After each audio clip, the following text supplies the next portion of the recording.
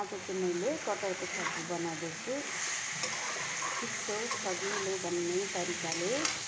हजुरहरूलाई मेरो भिडियो कस्तो मन लाग्छ, मन पर्यो लाइक कमेन्ट सब्सक्राइब गरिदिनु र बनाउन सुरु गरौँ है त। यहाँ चाहिँ मैले कटहर लिएको छु, यसलाई काटेर बोइल गर्छु।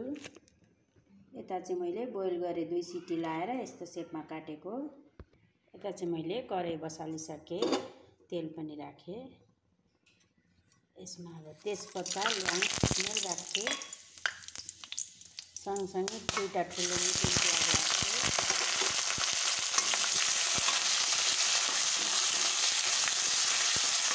सबैको आफ्नो आफ्नो तरिका हुन्छ पकाउने होइन, मैले चाहिँ यसरी पकाउने गरेको छु। यता चाहिँ प्याज गोल्डन ब्राउन भइसक्यो। मसला राख्छु मैले चाहिँ घरको रेगुलर मसला,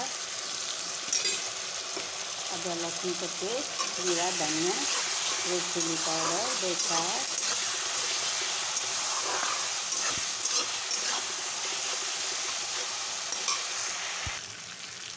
मैले चाहिँ थोरै गरम मसला पनि राखेँ।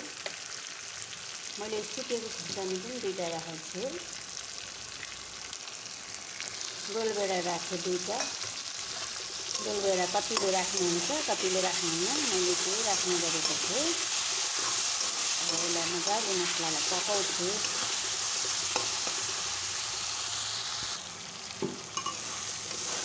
मसला चाहिँ मजाले पाकिसक्यो, माथि माथि तेल यसरी छोड्यो। अब यसमा म कटहर राख्छु।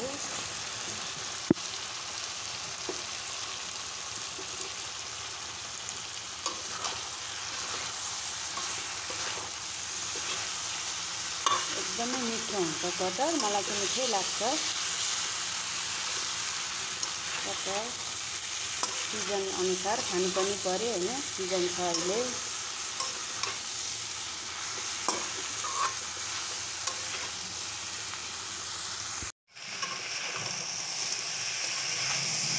मैले त्यो नुन पनि राखिदिएको थिएँ बिचमा, त्यो चाहिँ भिडियोमा छैन आएको।